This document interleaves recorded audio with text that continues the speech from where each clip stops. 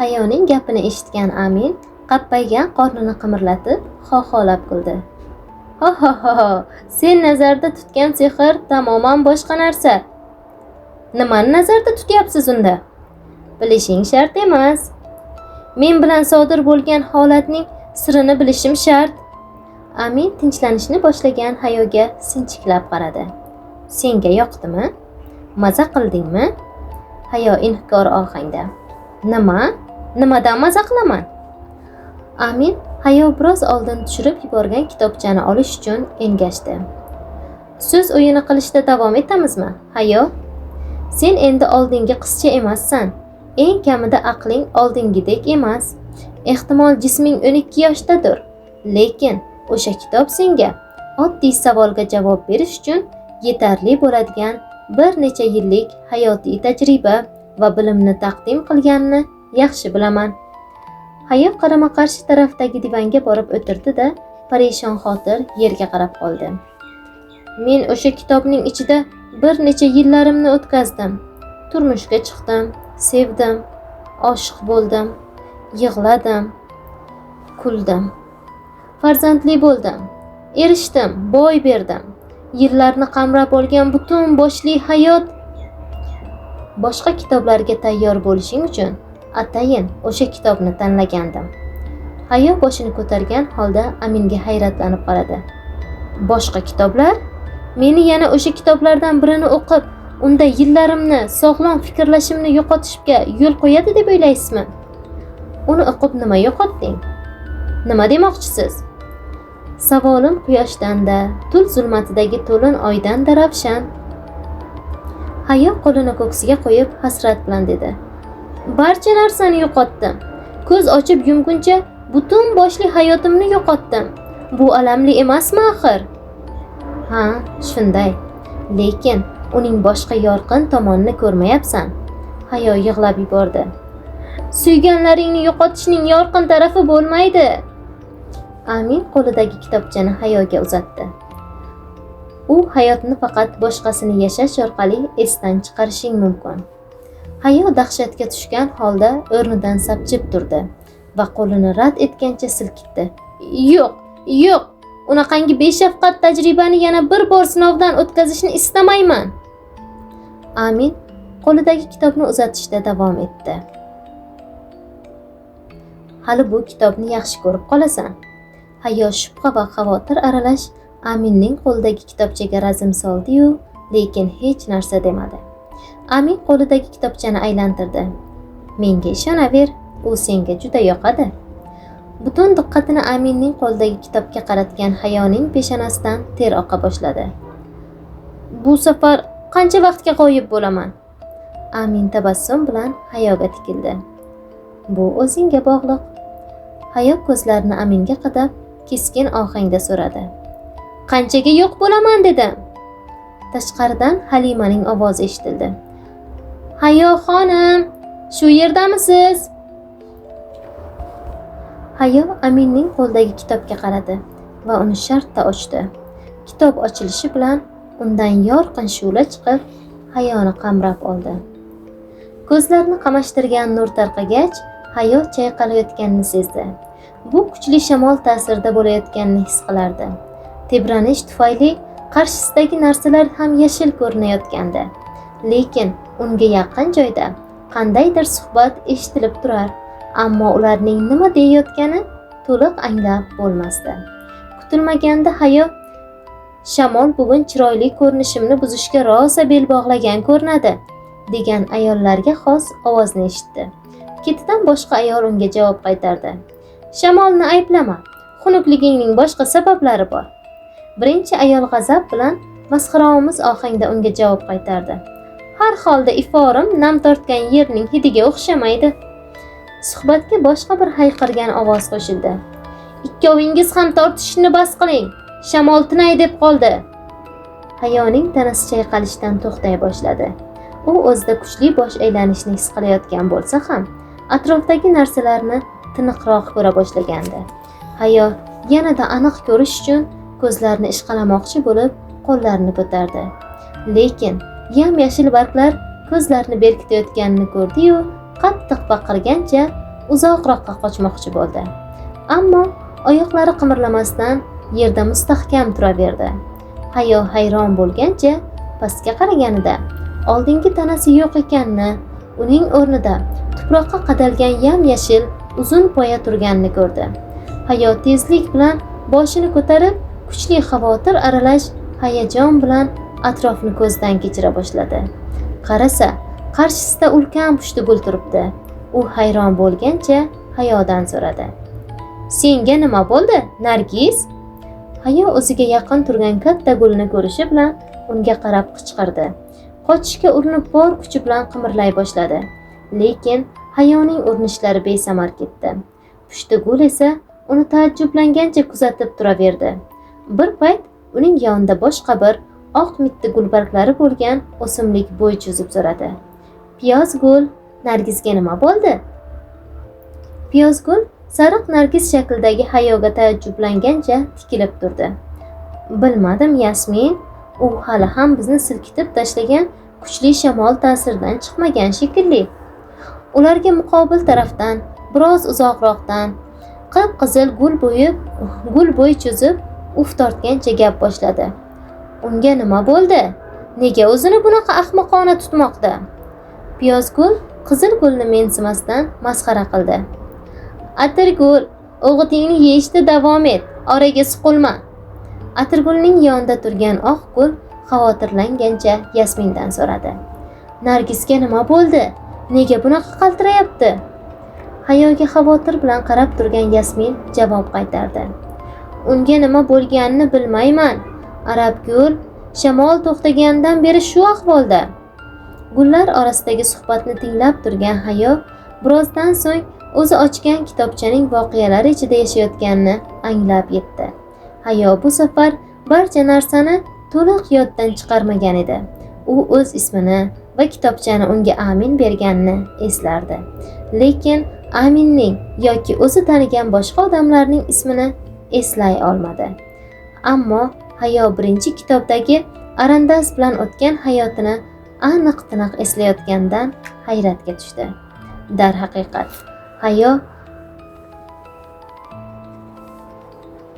Hayo Arandasni juda sog'ingandi. Bir necha daqiqadan keyin Hayo xotirjam bo'lib qaddini rostladi va uni xavotir bilan kuzatib turgan gullarga birma-bir nazar sola boshladi. Hayo biroz hayajonlanib gap boshladi: "Yaxshimisizlar?" Atirgul jahl bilan: "Hali bu bema'ni hazillaringdan birimidi?" dedi. Yasmin xavotirlanib so'radi: "Ahvoling yaxshimi, Nargiz?" O'zi tushib qolgan g'aroyib vaziyatdan esankirab turgan Hayo bo'layotgan voqealarni yaxshiroq anglashga va vazminligini saqlashga urinib javob qaytardi: Ha, yaxshiman, xonimim." Yasmin o'zini biroz orqaroq tortgancha belini ushladi. "Xonimim? Xonimim deganing nimasi? Nima demoqchisan?" Piyozgul boshini silkitgancha kuldi. "U o'ziga kelganga o'xshaydi. Yana o'zining qovushmagan hazillarini qila boshladi." Arabgul xavotirlanib: "Boshqa bunday qilma, Nargiz. Bizni rosa qo'rqitding-ku", dedi. Piyozgul: "Juda oshirib yubording." Atirgul Piyozgulga o'qrayib uni koydi. "Ey baqaloq, dugonang bo'lgani uchun uning yonini olyapsan-a?" Yasmin Atirgulga: "Unday dema, barchamiz dugonamiz. Oramizda hech qanday farq yo'q." Atirgul: "Farq bor. Men oralaringizdagi eng chiroyli va muattariman. Shuning uchun sizlar menga hasad qilasizlar." Piyozgul faqat atrofdagilarga eshitiladigan ovozda to'ng'illab qo'ydi: "Va eng ahmog'i." Atirgulning jahli chiqib ketdi. "Ey besanaqay, nima deyapsan?" Piyozgul baland ohangda asabiylashib javob qaytardi: "Hech narsa. Ey mitti changdon sohibasi." Atirgulni kuchli hiqichoq tutgancha dedi: "Nima?" Hind guli barchaga qarata baqirdi: "Bo'ldi, yetar, bas! Qanaqa gul bo'ldilaring o'zi?" Hayo avvaliga cho'chib vaziyatni kuzatib turgandi. Atirgulning hiqichog'ini eshitganda esa kulib yubordi. Hayoning bu harakatdan Atirgulning jahli chiqib, u tomonga qarab baqirdi: "Men yopmasimdan oldin o'zing gul tojingni yop." Piyozgul Hayoga: e'tibor berma. Kecha bizga yaqin joyda sayr qilib yurgan oshiq ma'shuqni ko'rdim. Balki bugun ham shu yerdan o'tarlar. O'sha oshiq ma'shuqasiga uni uzib bersa, qichqirishidan qutulamiz. Atirgul masxaromiz ohangda gerdaygancha to'ng'illadi. Shisha idishda turadigan xushbo'y moyga aylangandan ko'ra, sevgi uchun qurbon bo'lganim yaxshi. Yasmin: oramizda insonlar xushbo'ylanadigan muattar atir bo'lishni istaydiganlar ham bormi? Biz asosan shartnomalarga chatib tikilamiz xolos, dedi Arabgul hafsalasi pir bo'lib. Hayo sheriklarini gapiga tortdi. Nima haqida gapiryapsizlar? Piyozgul: tabiiyki, har kuni gaplashadigan gaplar, orzularimiz haqida. Hayo: orzularingiz? Hindgul: ha, nima? Orzungni unutdingmi? Hayo: orzumni? Atirgul: ha, hech qachon amalga oshmaydigan orzungni. Piyozgulning jahli chiqib, Atirgulni jerkidi. Sen buni qayerdan bilasan? Hayo: orzum nima edi? Yasmin: shamolda chayqalganing xotirangga zarar yetkazgan ko'rinadi. Hayo kalovlanib javob qaytardi. Ha, shunaqaga o'xshaydi. Piyozgul: abadiy yashaydigan quritilgan gul bo'lishni orzu qilarding. Hayo: qurganimizdan keyin ham tirik qolamizmi? Hindgul: bilmaymiz. Sendan oldin Binafsha bu orzuga yetishgandi. Hayo: Binafsha kim? Piyozgul hayron bo'lib: yana hazillashyapsanmi? Hayo: yo'q, haqiqatdan ham shamol esgan paytda xotiramni yo'qotgan ko'rinaman. Yasmin taajjublanib so'radi: rostdan ham uni eslay olmayapsanmi? U sening eng yaqin dugonang edi. Hayo: yo'q, eslay olmayapman. Atirgul: eslashga arzigulik hech narsa yo'q. U ham xuddi sen kabi aqldan ozgan ahmoq gul edi. Piyozgul Hayoga: uning gaplariga e'tibor berma. Hayo: uning orzusi ham mening orzumdekmidi? Yasmin: ha, ikkovingiz ham quritilgan gul bo'lishni orzu qilardingiz. Hayo: sizlar ham shuni orzu qilasizlarmi? Piyozgul: yo'q, har birimizning o'z orzuyimiz bor. Hayo: sizning orzularingiz qanday? Atirgul: men oshiqning ma'shuqasiga beradigan tuhfasi bo'lishni istayman. Hindgul: men muattar hidimdan xushbo'y atir tayyorlashlarini orzu qilaman. Piyozgul: mening orzum asalarilar uchun nektar manbaiga aylanib, bir marta bo'lsa ham asal ishlab chiqarilishda qatnashishdir. Yasmin: mening orzum juda oddiy. Umrining so'nggi damlarini yashayotgan bemorga ziyoratchilari tarafdan beriladigan tuhfa bo'lishni istayman. Atirgul kinoya bilan Yasminni qo'ydi. Har doimgidek ma'yussan. Orzung ham o'zingga o'xshagan qayg'uli. Hayo: orzularingiz g'aroyib ekan. Piyozgul: nimasi g'aroyib? O'zing quritilgan gul bo'lishni orzu qilasan. Biz buni g'aroyib demayapmiz-ku. Hayo: mening orzum hech qachon bunday bo'lmagan. Arabgul ajablandi. Orzung o'zgardimi? Hayo: orzum bunday bo'lmaganki, uni o'zgartirsan. Atirgul: unday bo'lsa orzung nima sening? Hayo: menimi? Yasmin: ha, seni. Nimani orzu qilasan? Hayo mahzunlik bilan: bilmayman. Ehtimol yana bir bor arandas bilan ko'rishishnidir. Piyozgul: arandas? Bu biz bilmaydigan gullardan birimi? Hayo sarosimaga tushib qoldi. Yo'q, gapimga e'tibor berma. Hindgul: senga nima bo'ldi, Nargiz? Bugun sira o'zingga o'xshamayapsan. Hayo mavzuni o'zgartirishga urindi. Unga nima bo'lganini qayerdan bildingiz? Axir biz uzun poyalar bilan o'ralgan keng dalaning o'rtasidamiz. Osmonni ham zo'rg'a ko'ramiz. Piyozgul: kim haqida gapiryapsan?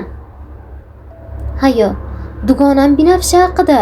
Uning orzusi amalga oshib, o'zi istagandek quritilgan gulga aylanganini qayerdan bildinglar? Gullarning bari Hayoning aytgan gapini eshitib, go'yo u g'alati yoki gapirish mumkin bo'lmagan sirni aytgandek taajjublangancha unga tikilib qolishdi. Lekin Hayo ularning sukutiga e'tibor bermasdan yana savolni qaytardi. Uning orzusi amalga oshib, quritilgan gulga aylanganini qayerdan bildinglar? Uzoq davom etmagan jimlikdan keyin Hind guli gap boshladi. Sen kimsan? Hayo biroz qo'rquv aralash hayrat bilan javob berdi. Menmi? Men dugonangiz Nargizman. Atirgul xavotirli inkor ohangida. Nargiz bunaqa gaplarni gapirib, orzularimizni inkor qilib, ularni yolg'onga chiqarmasdi. Hayo talmovsirab qoldi. Men sizlarni yolg'onchiga chiqarmayapman, shunchaki so'rayapman. Piyozgul g'azab bilan gapga aralashdi. Sen Nargiz emassan. U senga o'xshab orzularni chilparchin qilmasdi. Kimsan sen? Hayo. Xayol orzular uchun asos bo'la olmaydi. Yasmin jahl bilan baqirdi. Nargiz qani? Hayo xavfsirab dedi. Yaxshi. Aytganlarimni darhol unut. Afsusdaman. Hayoga birorta ham gul javob qaytarmasdan sukut saqlash yo'liga o'tdi. Biroz muddatli jimlikdan keyin Hayo boshqa gullar bilan gaplashishga harakat qilib ko'rdi. Lekin ularning hech biri unga javob qaytarmasdan jim turaverdi. Quyosh botib, gullarning sukunatga cho'mgan makonni battar jimjitlik egalladi. Atrofda chigirtkalarning chirillashidan boshqa tovush eshitilmasdi. O'y xayollari bilan yakka, biror suhbatdoshsiz qolgan Hayo o'zi turgan makondan qo'rqa boshladi. Hayo bir necha soatlik tafakkurdan keyin mudray boshladi. U asta-sekin chuqur uyquga ketdi. Hayo shu bilan tongda unga yaqin joydan eshitilayotgan suhbatdan uyg'ondi. Hayo avvaliga gullar u bilan yana gaplasha boshladilar deb o'yladi. Lekin gullarga nazar solgach, qulog'iga eshitilayotgan ovoz ularning birortasidan yangramayotganini, balki teparoqdan kelayotganini angladi. Hayo suhbatlashayotganlarni ko'ra olmadi, lekin bo'layotgan suhbat unga aniq-tiniq eshitilib turardi. Suhbat yigit bilan qiz orasida kechardi. Yigit: "Bu gullardan qay birini tanlaydigan bo'lding?" Qiz: "Qay birini tanlashni bilmayapman. Ularning hammasi chiroyli ekan. Tezroq bir qarorga kelishing kerak, chunki uyga tezroq qaytishimiz lozim. Qo'ylar daryodan yetarlicha suv ichib bo'lishdi. Mana Nargisdan boshqa barchasini olaman. Ulardan chiroyli guldasta yasayman." Yigit hayron bo'lib so'radi. "Nega aynan Nargisni uzmaslikka qaror qilding?" "Bilmadim. U menga boshqa gullardek chiroyli ko'rinmadi." Suhbatga quloq tutish asnosida Hayoni o'zgacha hislar egallab oldi. Hayo qizni go'yo taniydigandek, yigitning ovozini oldin eshitgandek tuyulardi. Yigitni ko'rmasdan turib, uning kimligini aniqlashtirish Hayoning qo'lidan kelmadi. Hayo uni eslashga urinayotganda, yigitning bahaybat qo'li u tomon yaqinlashib, qarshisidagi gullarni birin-ketin, bitta qoldirmasdan uza boshlaganini ko'rdi. Yigit gullarni terib bo'lgach, hamrohi bilan ketdi. Makon gullardan xoli qolgach, Hayo o'zini juda yolg'iz his qila boshladi. Bu payt kunduz bo'lsa-da, Hayoni qo'rquv va yolg'izlik hislari qamrab olishga to'sqinlik qilmadi. Kutilmaganda osmon nuri xiralasha boshladi. Hayo hayron bo'lib, nazarini tepaga qaratishga uringanda, osmonni quyuq bulut qoplab, quyoshni to'sib borayotganini ko'rdi. Bir necha daqiqadan keyin osmonni to'laligicha bulut egallab, chaqmoq chaqa boshladi. Ketidan hamma yoqni zirillatib, momaqaldiroq gumburlab, kuchli yomg'ir quydi. Hayo gulbarglariga yomg'ir tomchisi tushgani sari o'zida g'alati holat sodir bo'layotganini his qildi. U avval sira bunaqa g'aroyib hislarga oshno bo'lmagandi. Hayo o'zini xuddi unga yangitdan jon kirgandek his qilardi. Yomg'ir yog'ishi asnosida vujudida o'zgacha holat sodir bo'layotganini sezdi.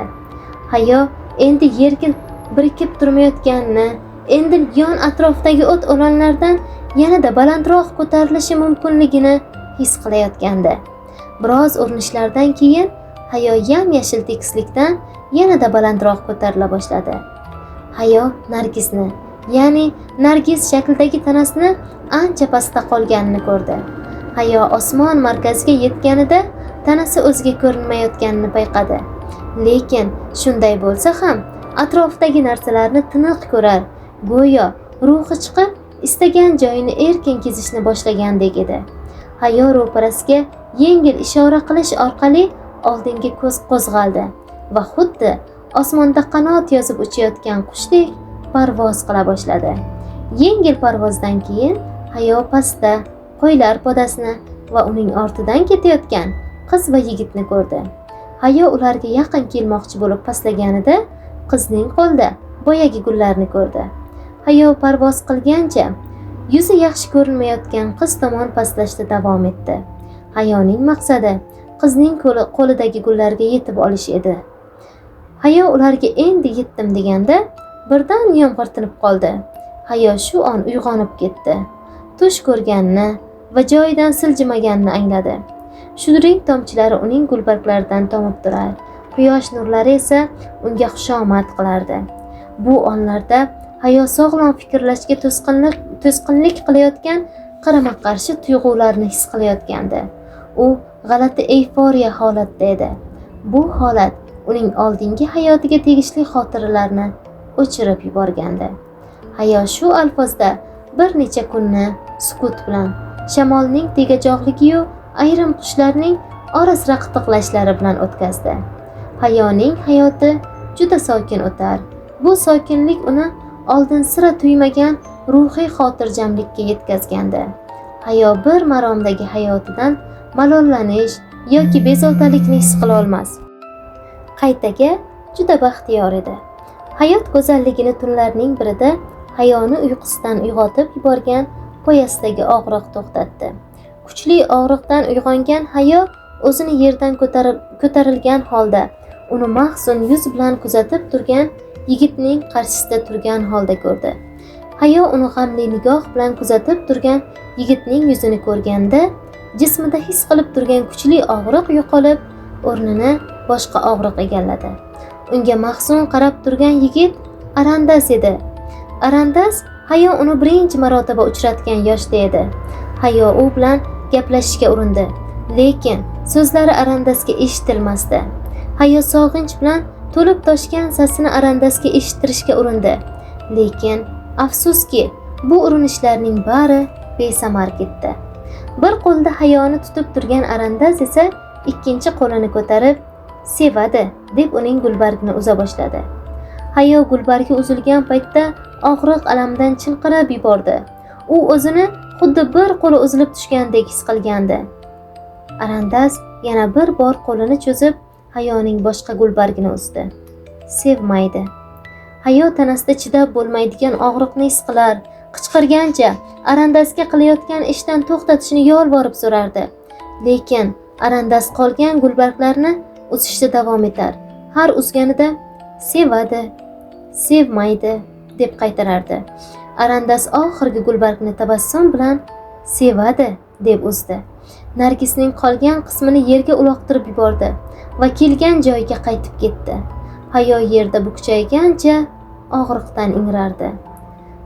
Bu og'riqlar o'sha tabassumni yana bir bor ko'rishim uchun arzimagan badal bo'ldi. Osmonda chaqmoq chaqib, momaqaldiroq gumburlab, yomg'ir quya boshladi. Chalajon yotgan Hayo shamol ta'sirida asta yerdan ko'tarilib, havoda parvoz qildi. Lekin unda qimirlashga yoki biror tarafga yo'nalishga kuch qolmagandi. Chunki oldinroq his qilgan og'riqlari hali ham uni tark etmagandi. Yuqori ko'tarilishda davom etayotgan Hayo kuchli chaqmoq tovushini eshitdi. Uning ortidan esa Hayoning yuziga yorqin shu'la tushdi va birozdan keyin u o'zini yana bir bor Aminning uyida qo'lda kitobcha tutgan, Halima esa uyga bir nechta soqchilar bilan bostirib kirib, "Mana, bu odamni ushlanglar!" deb baqirayotgan holda ko'rdi. Soqchilar kursida o'tirgan Aminning oldiga yugurib borib uni ushlashdi. So'ngra yelkasidan ko'tarishdi-da, uyining tashqarisiga olib chiqa boshlashdi. Halima esa kitobchadan birdan qaytib qolgani tufayli hali o'ziga kelib ulgurmagan Hayoni quchoqlashga urindi.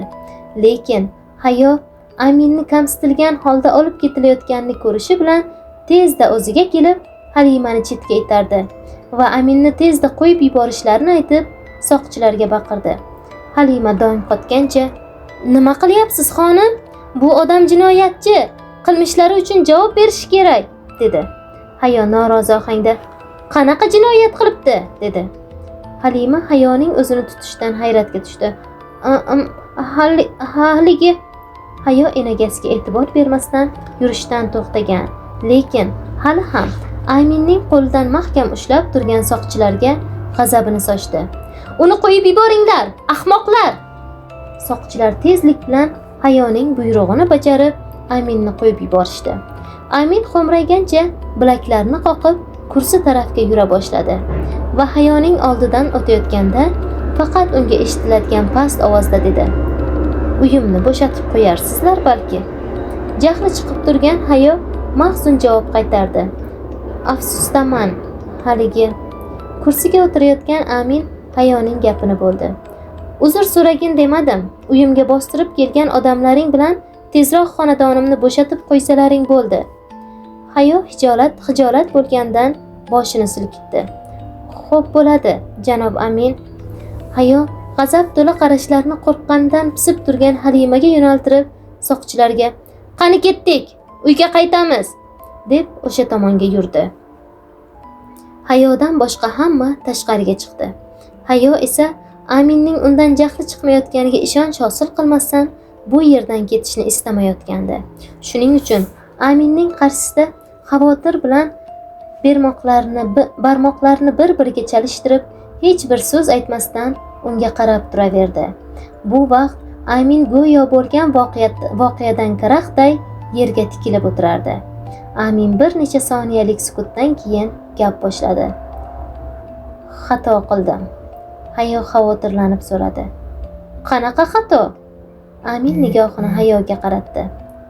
"Kitoblarimni sen bilan baham ko'rib xato qildim." Hayo Aminning oyoqlari qarshisida o'tirib, ko'zda yosh bilan ma'yus ohangda yalindi. "Yolvoraman, bunday demang. Siz menga boshqa bir hayotni, o'zgacha yangi hislarni taqdim qildingiz. Bunaqangi ajoyib tuyg'ularni qachondir his qilishim xayolimning bir chekkasiga ham kelmagan edi. Oilang va atrofdagilar kitob orqali bo'lsa ham boshqa hayotni yashab ko'rishingga imkon berishmaydi." Hayo yig'lagan kuyi yolvordi. "Tashvishlanmang. O'zim ularni nazoratga olaman, o'tinaman. Meni kitoblaringizdan mahrum qilmang." Amin tabassum qildi. "Fikringni nima o'zgartirdi? O'tgan safargidek jahling chiqmayapti." Hayo tabassum qilgancha ko'z yoshlarini artdi. "Bu kitobchani o'qib iztirob chekkan bo'lsam ham, uni juda yaxshi ko'rib qoldim." Amin xursand bo'lib, yerda yotgan kitobchaga ishora qildi. "Uni menga olib kelchi, o'zining joyiga, tokchaga qaytarib qo'yaman." Hayo tizzasi bilan emaklangancha kitobni oldi. So'ngra ortga yana emaklagan holda Aminning oldiga qaytib keldi va unga kitobchani uzatdi. Amin bir qo'li bilan kitobni Hayodan olib, ikkinchi qo'li bilan uning boshini silab tabassum qildi. "Endi uyingga qayta qol." Hayo shavq bilan dedi. "Yana kitob o'qishni istayman." "Hamma narsaning o'z vaqti bor. Oldin mana bu kitobdan biroz dam ol." Tiz cho'kib o'tirgan Hayo, "Unda bir necha kun o'tkazdim xolos." Amin qo'ldagi kitobga qaradi. "Gullarning hayoti qisqa bo'ladi." "Kitobchaning nomi nima?" Amin nomini o'qishi uchun uni Hayoga uzatdi. Hayo "Gullar orzusi" degan yozuvni o'qib tabassum qildi. Kichkina bo'lsa ham ajoyib kitob ekan. Amin o'rnidan turdi. "Endi uyingga qayta qol." Hayo tashvishlanib yalingan ohangda dedi. "Lekin yana kitob o'qigim kelyapti." Amin ko'zlarini yumgancha xo'rsindi. "Haqiqiy hayot bilan kitoblar orasida muvozanatni ushlashni o'rganishing kerak." Hayo biroz asabiylashdi. "Xo'p, o'rganaman, lekin yana kitob o'qishni xohlayman. Ayni vaqtda zerikarli hayotimga qaytishni istamayman." Amin Hayo tomonga o'girilib, qo'lini uning yelkasiga qo'ydi. "Haqiqiy hayotingdan abadiy qochib yura olmaysan. Uyda qolishga arziydigan biror narsa qidirishing kerak." Hayo Aminning ko'zlariga mo'ltillab, titragan ohangda yana yalindi. "Iltimos, faqat bittagina kitob." Amin "Xo'p, yaxshi. Qani men bilan yurchi?" deb yurtala tomon yo'l oldi. Hayo ham uning ortidan ergashdi. Ikkovlon qop-qorong'i yo'lak orqali zinadan pastga tushdi. Amin bir nechta shamni yoqqanida atrof yorishdi. So'ngra Amin Hayoga charin kursiga o'tir deb ishora qildi. Hayo tabassum qilgancha o'tirib, ishtiyoq bilan qiziqarli kitob o'qishni istayman dedi. Amin tokchalarni diqqat bilan ko'zdan kechirarkan so'radi. Bu safar boshqacharog'ini sinab ko'rishga nima deysan? Hayoning shavqi oshib, hayajonlanib javob berdi. Farqi yo'q, bo'laveradi. Amin qora kitobni olib, Hayoning oldidagi tumbochkaga qo'ydi. Mana shu kitobni sinab ko'rchi. Hayo tabassum qilgancha tezda kitobni olib, kuchli qiziqish bilan nomini ko'zdan kechirib, eshitiladigan ovozda uni o'qidi. Ojizlik. Sarlavhani o'qigach, Hayoning yuz ifodasi o'zgarib, xavotir aralash savolomuz nigoh bilan. Nomi dil tortar emas ekan, janob Amin dedi. Boshqasini beraymi? Hayo kitobni quchoqlagan holda Aminga qaradi. Yo'q, lekin xavotir olma, bu juda yaxshi kitob. Sizda yomon kitoblar ham bormi-ki, bu kitobni yaxshi deyapsiz? Amin qahqaha otib kulib yubordi. Ajoyib savol. Ishonamanki, har qanday kitob mazmunidan qat'iy nazar o'zida bir yaxshi jihatni namoyon qiladi. Lekin uni ko'ra olish o'quvchining o'ziga bog'liq. To'g'ri, men kitobxon emasman, lekin dunyoda befoyda, umuman yaxshi jihati yo'q, yomon kitoblar ham mavjudligini eshitganman. Yaxshi deganda nimani tushunasan? Yaxshi deganda nazar solishimizning o'zidayoq qalbimizga surur bag'ishlaydigan har narsani tushunaman. Sen faqat uning yuzaki jihatini bilar ekansan. Nima demoqchisiz? Amin Hayoning quchog'idagi kitobga ishora qilib so'radi. Mana bu kitob qalbingga surur bag'ishladimi? Hayo quchog'idagi kitobga qarab javob berdi. Avvaliga uni qo'lga kiritganimdan rosa xursand bo'ldim. Lekin nomini o'qiganimdan keyin bilmadim. Xursandchiligim hayrat va xavotirga aylandi. Nega? Hayo boshini ko'tarib Aminga qaradi. Nega deganingiz nimasi? Nega kitobga nisbatan hislaring to'satdan o'zgarib qoldi? Hayo kitobga, yana ham aniqroq aytganda, uning sarlavhasiga qaradi va o'ylangan holda javob berdi. Sarlavhasi tufayli bo'lsa kerak. Amin tabassum qildi. Sarlavhasining kitob mavzusiga aloqasi yo'q. Hayo nigohini yana Aminga qaratdi. Kitobning qandayligi sarlavhasidan ma'lum degan gap bor-ku axir. Boshqalarning fikri bilan ish qiladiganlardan ekansan-da. Nima demoqchisiz? Aytmoqchimanki, sen o'z tajribangga suyanib emas, boshqalarning gap so'zlariga qarab harakat qilar ekansan. Boshqalarning fikriga suyanish ancha vaqtingizni tejashga va kamroq kuch ketkazishga yordam beradi. Kiyimlaringni ham odamlarning gap so'zlariga qarab tanlaysanmi? Shaxsan o'zim yo'q, lekin shunday yo'l tutadigan ko'plab odamlarni bilaman. Men o'zing haqingda gapiryapman. Men yo'q, hech qachon. Kiyim tanlashda, xususan oyoq kiyim tanlashda odamlarning gaplariga umuman suyanmayman. Unda farq nimada?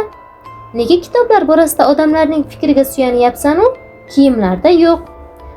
Chunki kitoblar bo'yicha yetarlicha bilimga ega emasman, lekin kiyimlar borasida ko'p narsani bilaman. Shuning uchun ham menga qanday kiyim munosib ekanini boshqalarning fikriga suyanmasdan tanlay olaman.